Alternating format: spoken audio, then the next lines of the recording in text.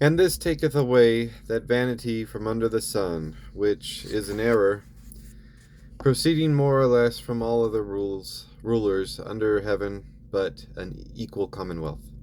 These things considered, it will be convenient in this place to speak a word unto such as go about to insinuate to the nobility or gentry a fear of the people, or into the people a fear of the nobility or gentry, as if their interests were each destructive unto other. When in truth an army may as well consist of soldiers without officers, or of officers without soldiers, as a commonwealth, especially such an one as is capable of greatness, of a people without a gentry, or a gentry without a people. Wherefore this, though not always so intended as may appear by Machiavel, who else would be guilty, is a pernicious error.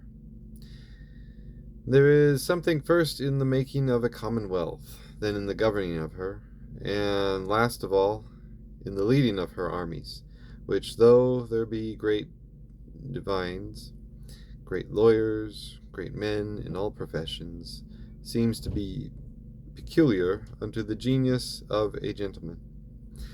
For so it is in the universal series of story, that if any man have founded a commonwealth, he was first a gentleman. Moses had his education by the daughter of Pharaoh. Theseus and Solomon, of noble birth, were held by the Athenians worthy to be kings. Lycurgus was the blood royal. Romulus and Numa, princes. Brutus and Publicola, patricians. The Gracchi, that lost their lives for the people of Rome and the restitution of that commonwealth, were the sons of a father adorned with two triumphs, and of Cornelia, the daughter of Scipio, who, being sought in marriage by King Ptolemy, disdained to be the queen of Egypt, and the most renowned Ulphaus Megalator, sole legislator, as you will see, of the commonwealth of Oceana, was derived from a noble family.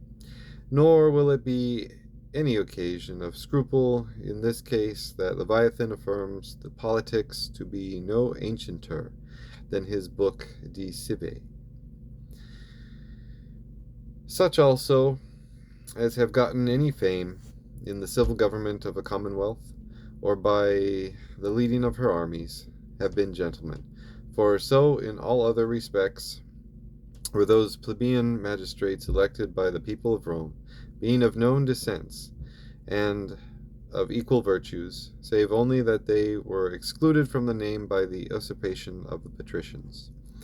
Holland, through this defect at home, hath borrowed princes for her generals, and gentlemen for her commanders of diverse nations, and Swiss, if she have defect in this kind, rather lendeth her people unto the colours of other princes, than maketh that noble use of them herself, which should assert the liberty of mankind.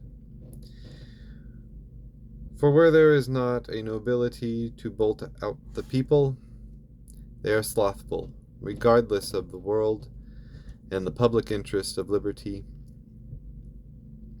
as even that of Rome had been without her gentry.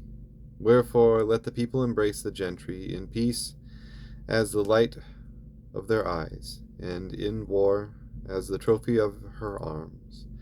And if Cornelia disdain to be the queen of Egypt, if a Roman consul look down from his tribunal upon the greatest king, let the nobility love and cherish the people that afford them a throne so much higher in a commonwealth, and in the acknowledgment of their virtue, than the crowns of monarchs. But if the equality of a commonwealth consists of the equality first of the agrarian, and next the rotation, then the inequality of a commonwealth must consist in the absence or inequality of the agrarian, or of the rotation, or of both.